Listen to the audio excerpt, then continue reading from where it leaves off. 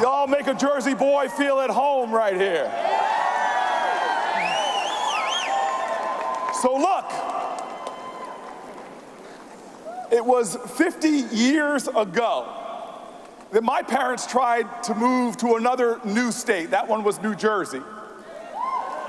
And they encountered horrible racism. Every time they would show up to try to buy a house in the places with the best public schools, a real estate agent would greet them and see that we were a black family and say, no, I'm sorry, this house is already sold.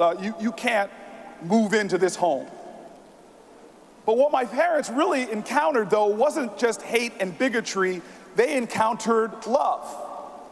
People that understood that patriotism is love of country, but you can't love your country unless you love your fellow countrymen and women.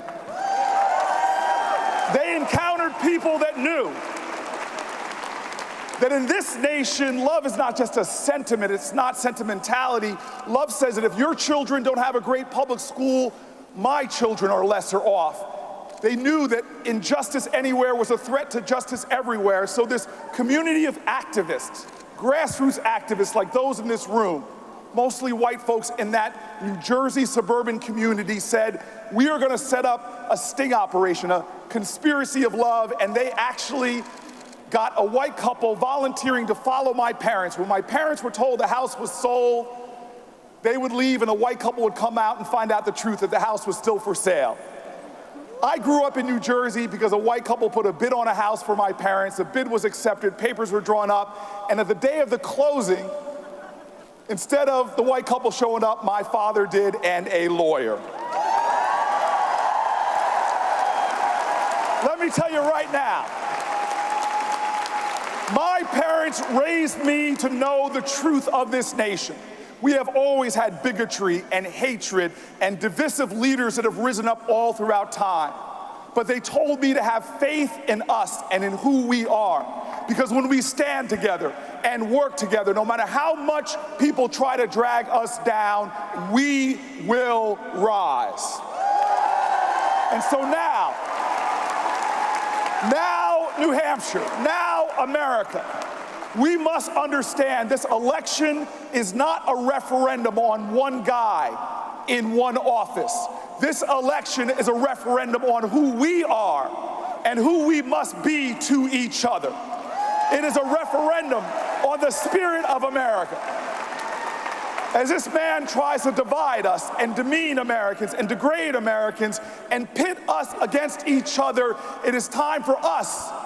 It's time for us as Democrats to remember who we are. We are the party of we, not the party of me. We're the party of inclusion, not the party of exclusion. We're the party of civil rights, the party of women's rights, the party of the environment, the party of unions, the party that says that no matter who you are, what your background is, when we stand together and work together, we rise together. And so, we must understand that this is a time that will define the soul of our nation. This is a moral moment in America. And we Democrats have to be careful. I don't care who our nominee is, but we cannot tolerate Democrats who turn against other Democrats and try to tear us down. This election is not about some purity test, that if you don't mark every box correctly, then you're not a good Democrat. We need leaders that are not going to turn against each other, but turn towards each other, because that's where our strength is. And we can't make another mistake. We can't make the mistake that says, oh, we got to play it safe. This election is just about finding somebody who can beat Donald Trump. Let me tell you right now, we got to beat Donald Trump. But beating Donald Trump is the floor. It is not the ceiling. Beating Donald Trump gets us out of the valley, but it does not get us to the mountaintop. I want to go to the mountaintop. We are in a moral moment. We are in a moral moment. And we cannot let someone who preaches hate twist our soul. I was in a town hall meeting in South Carolina, running up to the stage. A big guy sees me, former football player, former All-American football player. Hey, older I get, the better I was. And he comes over to me, puts his arm around me and says, dude, I want you to punch Donald Trump in the face. And I looked at him and didn't miss a beat, and I go, dude, that's a felony. We have seen dictators. We have seen that kind of behavior. We've seen bigots. We've seen hate mongers. But the way we've beat them is not by showing the worst of who we are, but by showing the best of who we are.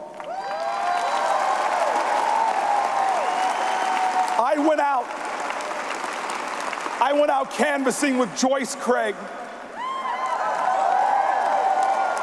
We knocked on a door and I met a man who was a recovering addict, who saw the ravages of the opioid crisis in his own life. But what blew me away is now he's an activist on dealing with addiction the right way, not by incarcerating our way out, but by treatment, by empowering people. This is a man that turned his pain into purpose, that turned darkness into light. And that's the call of where we are right now, Democrats. We beat Bull Connor not by bringing bigger dogs and bigger fire hoses, but by activists who got off of the sidelines, stood together and worked together and challenged the moral imagination of a nation. And so now I'm going to be blunt with everybody here. A lot of candidates want to tell you what they're going to do for them. Well, I'm putting out my plans, but this election is not just about our plans, it's about our heart and our gut. And if I am your nominee, I'm going to ask more from you than any nominee in our lifetime. I'm not going to ask you to put up with more or to suffer more, but I'm going to ask you to work more and volunteer more and engage more. Because as Martin Luther King said, the problem today is not just the vitriolic words and violent actions of the bad people, it's the appalling silence and inaction of the good people. I'm going to ask you to work so that we get Jeanne Shaheen reelected. I'm going to ask you to work so that we return Pappas and Custer to Congress. I'm going to ask you to rise up when they try to beat us down, because that's who we are. We're the people who, no matter what the obstacle, has returned and always said together, we will rise. We come from great leaders. It was King that pointed to a mountaintop and Kennedy that pointed to the moon and said to America, we will rise. We have a great history. When they tried to beat us down at Stonewall, or beat us back on the Edmund Pettus Bridge, we didn't turn against each other. We grabbed hands, stood together, and told the whole nation, we will rise. Well, if I'm the nominee, I'm going to turn to you and say, we will rise and make sure that we have health care as a right for everyone. We will rise and make sure we have great public schools for every child. We will rise and make sure that unions are strong again. We will rise and make sure that we take on the challenge of the climate crisis. We will rise and stand for our veterans and with them. And listen, there is a man now who is trying to define this country at home and abroad. He wants the world to be about him, but we know different. He's trying to lie to us. He's trying to divide us. He is trying to demean and degrade the character of this country. This is a moral moment. And we collectively have to summon the spirit of one of our greatest poets, Maya Angelou, and say through our actions and through our works that the man in the White House may try to write our nation down in history with his bitter, twisted lies. He may try to trot us in the very dirt, but I tell you right now, America, like dust, we will rise. We will rise. We will rise. We will rise. America, we will rise. Thank you, everybody.